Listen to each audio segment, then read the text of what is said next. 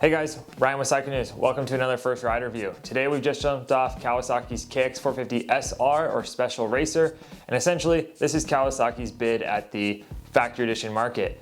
Now before we get into this video, I just want to remind you guys to head over to cyclenews.com. You can find a full write-up of this bike. You can also find 50 free issues of Cycle News available every Tuesday, just like the old days. They're available all online. Moto, street, anything in the two-wheel world, you can find it there. Thank you guys for watching. Let's jump back into the video. So the KX450SR is essentially the Kawasaki 450, but with a lot of upgrades. Basically, like I said, the factory edition. So this bike doesn't come out early or anything like the KTM or the Husky, but it does come chock full of a bunch of aftermarket parts. You get a full Pro Circuit exhaust system, header and muffler. You get Renthal fat bars. You get X-Trig rocks clamps. You get DID Dirt Star wheels. You get Race Team graphics. You get bar mounts.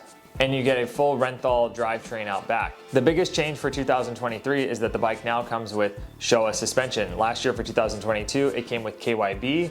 And at the time of those production decisions, Eli Tomac was still with the Kawasaki brand. So those decisions were pushed through to production. Obviously, Tomac is now with Star Racing Yamaha, and so the bike has switched back to Showa components, which is what the standard Kawasaki KX450 comes with.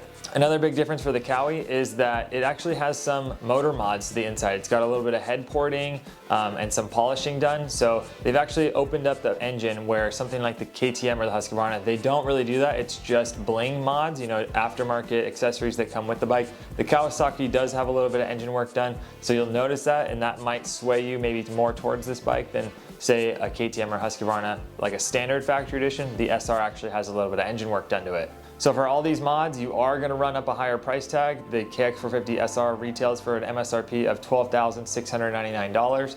That is $3,100 more than the standard KX450 if you just do MSRP to MSRP. So those are some things to factor in, obviously, when you're looking at a new bike. From our calculations, if you were to price these things out, full retail, that exhaust system, the triple clamps, all of those things, you're gonna run up a tab of a little more than $3,000. That, you know, after you include the suspension coatings, the installations, just things like that, maybe a set of wheels lacing those up, you're gonna be right around that same price tag. So you kind of have to weigh if you want to buy this bike right out of the dealership, have everything on there. Do you just want everything right out of the box? Or do you want to have to put these things on yourself or kind of put them on over time? Maybe you run FMF exhaust or something like that. So deciding whether to put these on and get it all from the showroom or putting them on, you know, over time is going to be something you want to consider. So obviously it looks cool with these Race Team graphics. What is it like when it's out on the track?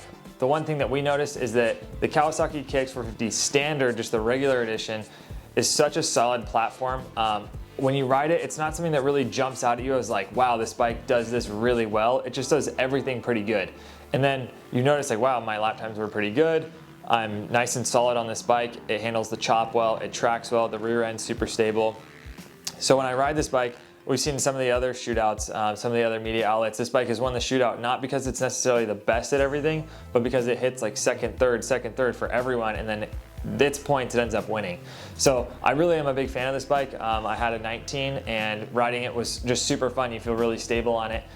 What I noticed about the SR is it's everything that we like, but just better. The motor is better, it's more responsive. The grunt from that PC exhaust is nice and barky. It sounds so good when you're out riding it. The suspension is a little bit stiffer than say the standard version. It has a little better hold up, maybe a little stiffer, but it's designed to be race really. So when you're pushing it, that stiffer suspension is designed to work better, whereas the standard bike is a little softer.